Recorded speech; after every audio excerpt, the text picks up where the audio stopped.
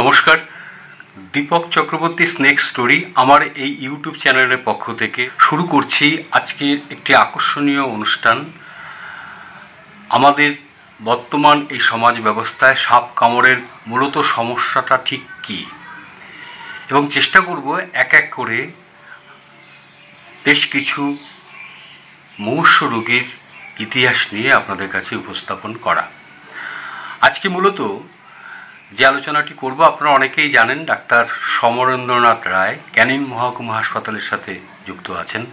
অসাধারণ বেশ কিছু উনি সাপ কামড়ের চিকিৎসা রোগীকে সম্পূর্ণ সুস্থ করে তুলেছেন। তার কথার সুরেই, তার কথার রেশ ধরেই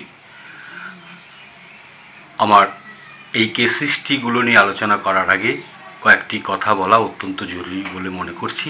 শুরু করছি সেই কথাগুলো দিয়ে।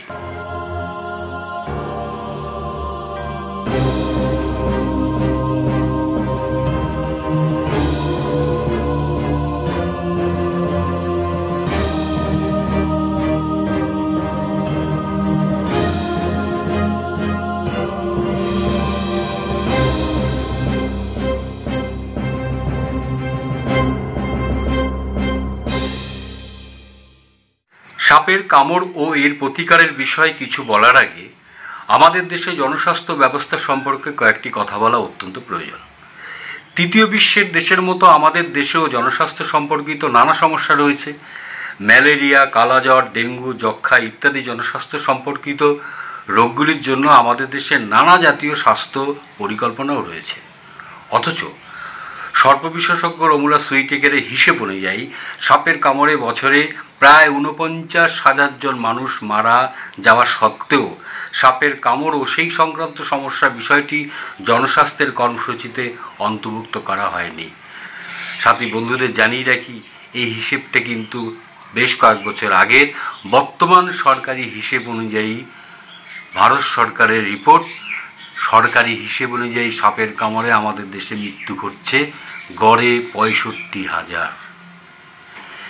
এই সমস্যা আরও গভীর হয়ে ওঠে যখন দেখা যায় চিকিৎসক তাদের ছাত্র অবস্থায় সাপের কামড় সংক্রান্ত রোগীকে পরিচর্যার বিষয়ে সঠিক প্রশিক্ষণ পান না।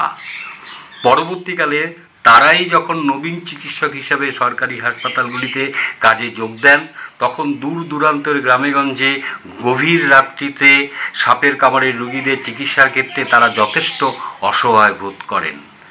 সাধারণভাবে তাদের সেই মুহূর্তে লক্ষ্য থাকে কত তাড়াতাড়ি এইসব রোগীদের বড় হাসপাতালে রেফার করা যায়। অনেক ক্ষেত্রে চিকিৎসকরা যদি এইসব রোগীদের চিকিৎসা শুরুও করেন, তাদের রোগ নিরাময়ের কাজ খুব সন্তোষজনক হয় না। ফলে রোগীর রোগ সংক্রান্ত নানা পার্শ্ব প্রতিক্রিয়া, জটিলতা বাড়তেই থাকে।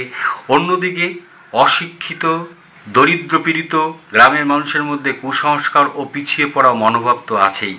সেই সঙ্গে সাপের কামড়ে সরকারি হাসপাতালে গিয়ে যথাযথ চিকিৎসা না পাওয়া ওঝা গুনিনের উপর ভরসা বাড়তেই থাকে।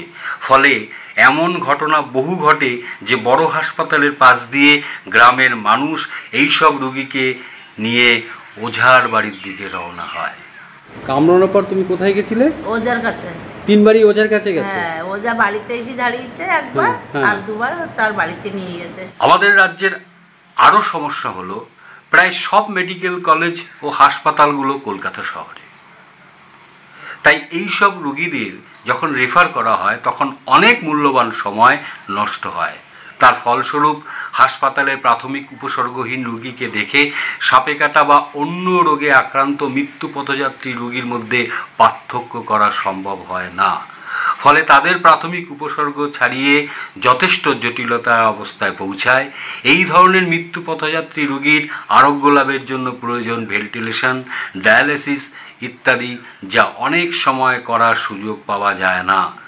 তখন থেকেই নবীন চিকিৎসকের মনে সাপে কাটা রোগীর চিকিৎসা করার ক্ষেত্রে ভেন্টিলেশন ও ডায়ালিসিস নির্ভরতার জন্ম নেয় ও পরবর্তীতে সেই ধারণাই বদ্ধমূল হয়েই থাকে, যার পরিণতি হিসাবে আমরা দেখতে পাই যে কোনো সাপে কাটা রোগীর কোনো গ্রামেগঞ্জে এসে ভর্তি হলেই দায় সারাভাবে ন্যূনতম 10 ভাইলি বীজ দিয়েই অন্যত্র রেফার করে দেওয়া হয়। পরিবার পরিজনকে বলা হয় যদি ডায়ালিসিসের প্রয়োজন হয়, এখানেও তো ব্যবস্থা নেই। তাই আসুন শুরু করব একটি মুমূর্ষু রোগীর কেস হিস্ট্রি নিয়ে আগামী পর্বে।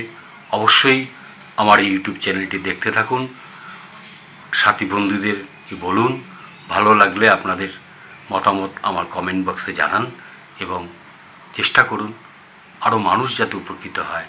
আসুন আমরা দাবি তুলি সাপের কামড়ে নয় আর মৃত্যু। সবাই ভালো থাকবেন, সুস্থ থাকবেন, অপেক্ষায় থাকুন আমার পরবর্তী ভিডিও এক মুমূর্ষু রোগীর কেস হিস্ট্রি নিয়ে।